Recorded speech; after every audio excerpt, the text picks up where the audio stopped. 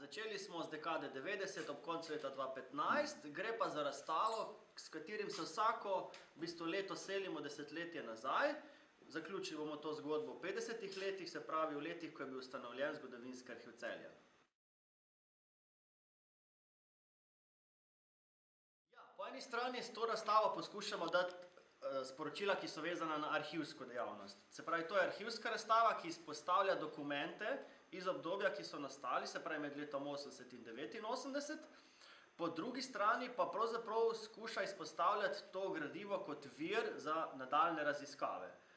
Se pravi, to sta v bistvu dva ključna poudarka, ta dva poudarka, če jo pa združimo, pa skuša na nek način presegati to poslanstvo javne službe, arhivske, ta razstava tudi s tem, da v bistvu poziva vse, ki živijo v okolici, ki so aktivni recimo na spletu, družabnih omrežjih, da objavljajo gradivo, ki ga hranijo iz tega obdobja in ob njem enotno pač dodajajo pripis lojtra dekade 80, kar na nek način pripomore k temu, da bi razumevali to dobo na tak način, da v bistvu to dobo vidimo kot interpretacijo nekih ideoloških okvirjev, ampak kot dobo doživljanja vsakega posameznika. Skozi razstavo poskušamo ustvariti nek duh dobe 80-ih, po drugi strani pa je to mogoče malo težje preko dokumentov, ampak te dokumente pravzaprav so temelj arhivske naše dejavnosti in na ta način jih pravzaprav morajo ljudje si tudi prebirati. Ne morajo priti si razstave recimo samo ogledovati fotografije, ampak je zanimivo in pravzaprav s tem prebiranjem dokumentov pravzaprav na nek način šele vstopimo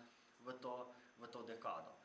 Fotografije so pa iz različnih izvorov, če bi mogoče sam ta segment izpostavili. Večino fotografij, zelo zanimivo smo v lanskem letu v bistvu prevzeli v hrambo od medijske hiše Novi tednik Radio Celje. In namreč fotografi, ki so za potrebe novega tednika ogromno recimo bili po terenu, so dali nek neizbrisan pečat recimo nekemu gradivu, ki je tukaj recimo vidno. Po drugi strani so pa fotografije tudi ogromno tudi iz naših zbirk in sploh pravzaprav poudarek pa želimo dati na dokumentih. Rok Kopitar je pravzaprav vsem Celjanom dobro znan lik. Njegovi največji uspehi so vezani na 80. leta, največji uspeh 5. mesto, sam ga tudi tako ocenjuje, na olimpijskih igrah v Moskvi, v teku na 400 metrov z ovirami. Hkrati pa je pravzaprav ta njegova disciplina nek sinonim oziroma nek simbol tudi zato, da to dobo 80-ih hočemo predstaviti tudi skozi neko doživljanje posameznikov, ko so pravzaprav tekli čez ovire v tej dobi. Namreč ta doba je prinesla vsakdanjik ogromno nekih preprek in je na nek način napovedovala na cilju spremembe, ki se začnejo z dekade 90.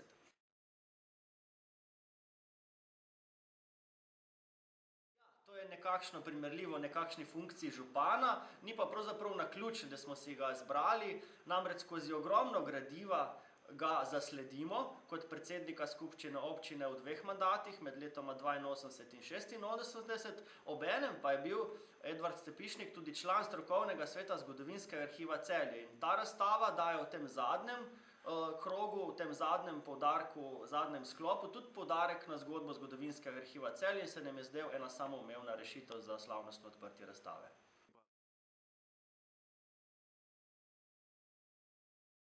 Ja, nagovarjamo pravzaprav vse želimo nagovarjati. Na nek način bo pa razstava gotovo zanimiva za tiste, ki so to dobo doživeli, preživeli, po drugi strani pa skozi različni zbor gradiva se bodo v njej gotovo našli tudi tisti mlajši, ki so bili pravzaprav rojeni šele po tej dobi oziroma niso tako intenzivno doživljali. Razstava pa bo odprta, bom rekel, okvirno vsaj pol leta, približno recimo do začetka junija računamo, da bi si to razstavo bilo mogoče gledati vedno v času uradnih ur arhiva, se pravi med 8. in 14. med tednom, za najavljene skupine pa smo pripravljeni organizirati oglede tudi zunaj tega urnika.